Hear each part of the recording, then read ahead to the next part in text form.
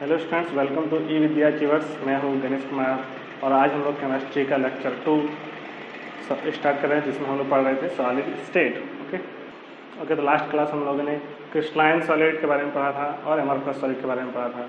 Okay, crystalline solid हम लोग किसको बोलते थे, है ना, उसको दिखाने का एक ही तरीका था क्या, जिसमें फॉर्मूला होगा उसको हम लोग क्रिस्टलाइन सॉलिड बोलते थे, याद रखने के लिए। ठीक है, मतलब रेगुलर अरेंजमेंट को ही regular arrangement of constituent particles होता था तो उसको हम लोग क्रिस्टलाइन सॉलिड बोलते थे, और इर्रेगुलर अरेंजमेंट रहेगा तो एमरफस सॉलिड बोलते थे। ओके, पहला लेक्चर को यदि नहीं देखे हैं तो पहले जाकर उसको देखें, तभी ये लेक्चर समझ में आएगा। ओके, और अच्छा लगेगा तो दोस्तों लाइक करना है। ओके, तो स्टार्ट करते हैं हम लोग आज का types of crystalline solid. Okay, तो क्रिस्टलाइन सॉलिड जो है,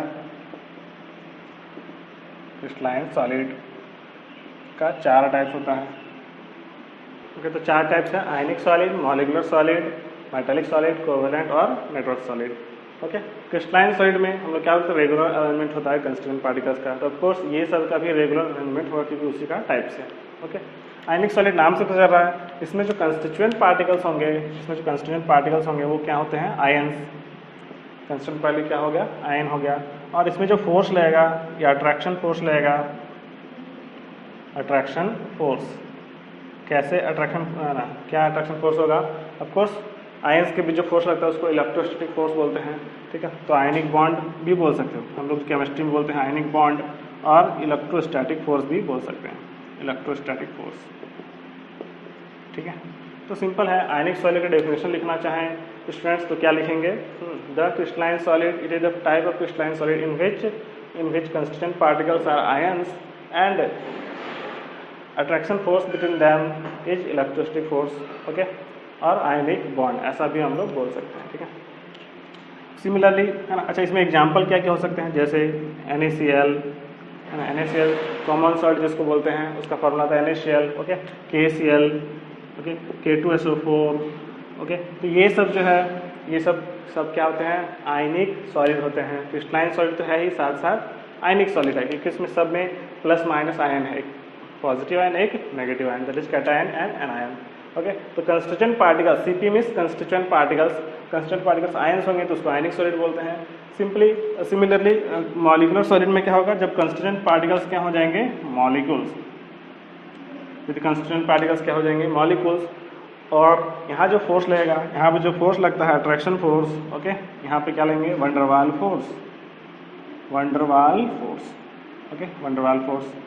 अगर मॉलिक्यूल्स जो कंस्टेंट पार्टिकल्स क्या होंगे, मॉलिक्यूल्स होंगे, और जो फोर्स लगेगा उसको हम लोग बोलते हैं वंडरवाल फोर्स। ओके, तो इसमें जो हम लोग एग्जांपल लिख सकते हैं, जैसा कि H2O, आइस। अच्छा, इसमें भी मॉलिक्यूलर सॉलिड का भी बहुत सारा टाइप हो सकते हैं। ठीक है, जैसा कि polar molecular solid, non polar molecular solid, है ना। पोलर मीन्स है ना प्लस माइनस वाला, जैसे HCl।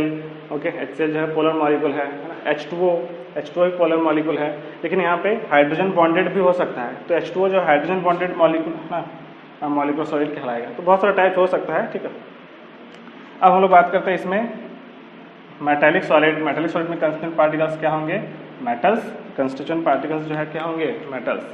Okay, constituent particles metals है, और इसके बीच जो बॉन्ड बना रहेगा, कौन सा बॉन्ड होगा, मेटालिक बॉन्ड। ओके, इसमें एग्जांपल जितने भी मेटल्स है, ऑल मेटल्स है ना, ऑल मेटल्स एंड एलॉयज। ठीक है, मेटल्स एंड एलॉय, जितने भी मेटल्स एलॉय है सब मेटालिक सॉलिड कहलाते हैं। ठीक है, जैसे कि आयरन, कोबाल्ट, निकेल, है ना, सोडियम, मैग्नीशियम।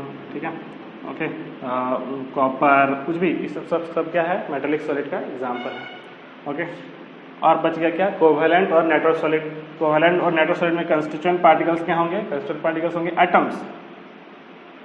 कंस्टिट्यूएंट पार्टिकल्स कौन होंगे, एटम्स, और इसके बीच जो फोर्स लगेगा, है ना, ऑफ कोर्स यहाँ पे कोवेलेंट बोला है तो कोवेलेंट बॉन्ड बनेगा, कोवेलेंट बॉन्ड बनेगा। ठीक है, एग्जांपल में बोल सकते हैं डायमंड। डायमंड का फॉर्मूला आता है C, है ना। हम लोग जानते हैं डायमंड का स्ट्रक्चर ऐसा होता है टेट्राहेड्रल शेप का।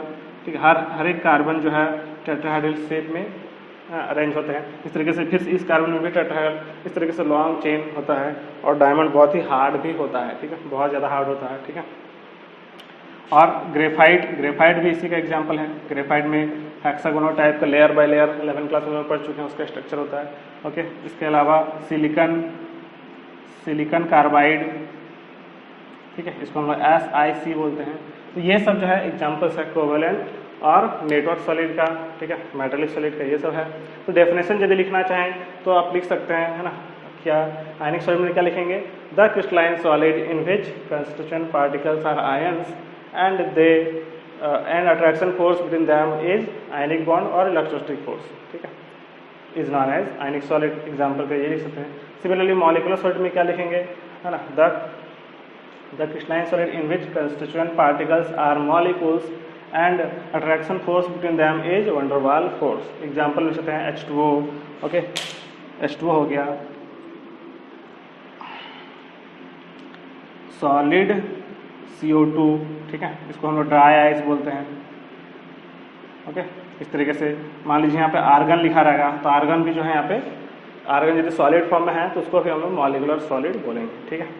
और मेटेलिक सॉलिड में डेफिनेशन क्या लिखेंगे, the crystalline solid in which constituent particles are metals and attraction force between them is metallic bond, okay, metallic bond. Okay, example में लिखते ऑल मेटल्स, है ना, जैसे कि यहाँ पे एग्जाम्पल दिखा हुआ है। कोवेलेंट और नेटवर्क सॉलिड में डेफिनेशन लिखना चाहेंगे तो क्या लिखेंगे, the crystalline solid in which constituent particles are atoms and the attraction force between them is covalent bond. Okay, इस तरीके से हम लोग डेफिनेशन लिख सकते हैं, यहाँ पे एग्जाम्पल भी लिख सकते हैं। तो इस तरीके से हम लोग types of solid crystalline solid हम लोग पढ़ रहे हैं। ओके, तो यहाँ पे एक क्वेश्चन देखते हैं, यहाँ पे क्या बोला है, classify the following solids in different categories based on nature of intermolecular forces operating in them. Okay, nature of intermolecular forces, intermolecular force जो है मॉलिक्यूल्स, एटम्स या आयंस के बीच जो फोर्स लग रहा है उसके बेसिस पे, है ना, सॉलिड का टाइप्स के बारे में पूछा है। तो अभी हम लोग पढ़े थे on the basis of attraction, है ना, क्रिस्टलाइन सॉलिड को हम लोग 4 भाग में डिवाइड करते हैं, आयनिक solid, molecular solid, metallic solid and covalent और नेटवर्क सॉलिड, ठीक है। तो आयनिक सॉलिड में कंस्टिट्यूएंट पार्टिकल्स क्या था, आयंस था, है ना। मेटेलिक मॉलिकुलर सॉलिड में कंस्टिट्यूएंट पार्टिकल्स क्या था, मॉलिक्यूल्स था, और है ना इसमें जो है molecular van der Waals force लग रहा था, और मेटेलिक सॉलिड में मेटल्स था। तो उसके बेस पे हम लोग, है ना, देखते हैं।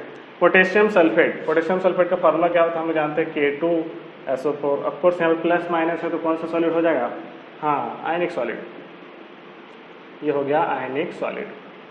ओके, टीन का फार्मूला था SN, ठीक है। तो SN जो है वो मेटल है, तो इसको हम लोग क्या बोल देंगे, मेटेलिक सॉलिड। ओके, बेंजीन का फॉर्मूला आता है C6H6।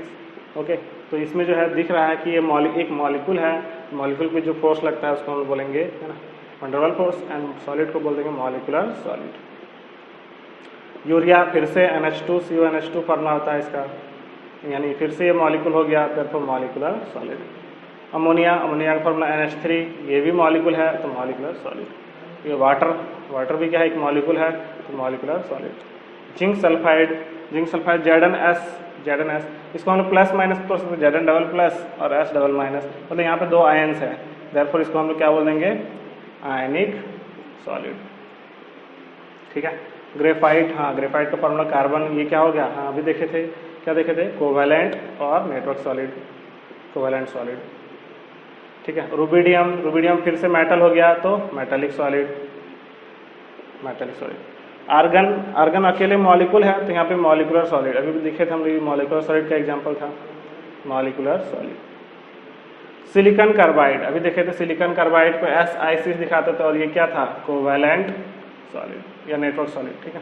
इस तरीके से हम लोग क्वेश्चन किए। ओके, तो नेक्स्ट क्वेश्चन हम लोग देखते हैं, यहाँ पे बोल रहा है solid A is very hard electrical insulator in solid as well as in molten state and melts at extremely high temperature, what type of solid is it. Okay, एक सॉलिड है जो बहुत हार्ड है, हार्ड इलेक्ट्रिकल इंसुलेटर, हार्ड भी है और electrical insulator है, मतलब उससे करंट पास नहीं होता है in solid as well as molten state, solid में भी और मॉल्टन स्टेट में भी। Okay, and melts at extremely high temperature पे मेल्ट हो जाता है, ठीक है, मतलब कम टेम्परेचर पे मेल्ट नहीं होगा, ठीक है। तो बोला कि विच टाइप ऑफ सॉलिड, किस टाइप का सॉलिड है, तो ऑफकोर्स हम लोग जानते हैं डायमंड का एग्जाम्पल रख सकते हैं। डायमंड क्या है, बहुत ही हार्ड होता है और वो बैड कंडक्टर ऑफ इलेक्ट्रिसिटी है। ओके, और वो है ना बहुत ज़्यादा हाई टेम्परेचर पे मेल्ट होगा, देयरफॉर हम लोग एग्जाम्पल कर बोल सकते हैं। एग्जाम्पल यहाँ पे डायमंड है, तो डायमंड किस टाइप का सॉलिड है, अभी हम लोग पढ़े थे डायमंड किस टाइप का सॉलिड है? 4 टाइप्स में, हाँ, कोवेलेंट या नेटवर्क सॉलिड। तो यहाँ पे आंसर क्या हो जाएगा? कोवेलेंट और नेटवर्क सॉलिड। पूछा था किस टाइप का सॉलिड है, तो कोवेलेंट या नेटवर्क टाइप का सॉलिड होगा। एग्जाम्पल हम यहाँ पे लिख सकते हैं डायमंड। ओके, नेक्स्ट क्वेश्चन है आयनिक solids conduct electricity in molten state but not in solid state. Ionic solid like NaCl, okay, NaCl है ना, एक आयनिक सॉलिड है। ये जो है मॉल्टेन स्टेट में जो है कंडक्ट करता है इलेक्ट्रिसिटी, लेकिन सॉलिड स्टेट में NaCl नमक जानते हैं हम लोग, एक सॉलिड फॉर्म में है, तो उसमें जो है करंट पास नहीं होगा, ऑफकोर्स नहीं होगा सॉलिड फॉर्म में। लेकिन उसको मान लो कि NaCl है, इसको हम लोग पानी में डुबा देंगे, है ना, पानी मिक्स कर देंगे, तो पानी मिक्स करने से NaCl जो है आयंस टूट जाता है। NaCl किस में टूट जाएगा? Na+ and Cl-। तो यहाँ पे जो आयंस है वो फ्री हो गए, है ना, आयंस क्या हो गए? फ्री हो गए, मूव कर सकते हैं। देयरफॉर हम लोग जानते हैं कि flow of current is the flow of charge, flow of electron. Okay, तो चार्ज फ्री हो गया यहाँ पे, अब यहाँ से इलेक्ट्रिसिटी कंडक्ट कर सकते हैं। देयरफॉर बोल सकते हैं कि NaCl जो है वो सॉलिड फॉर्म में नहीं बल्कि एक्वस फॉर्म में या फिर मॉल्टेन स्टेट में, मॉल्टेन मीन्स इसी को पिघला देंगे लाइक मेटल, है ना, तो मॉल्टेन फॉर्म में भी जो है ये Na+ और Cl- में कन्वर्ट हो जाएंगे, ठीक है। तब जो है ये फ्री हो जाएगा, इसका चार्ज जो है फ्री हो जाएगा, देयरफॉर ये इलेक्ट्रिसिटी कंडक्ट करता है। तो इसमें हम लोग लिख सकते हैं क्या? In molten state ions are free to move, hence they conduct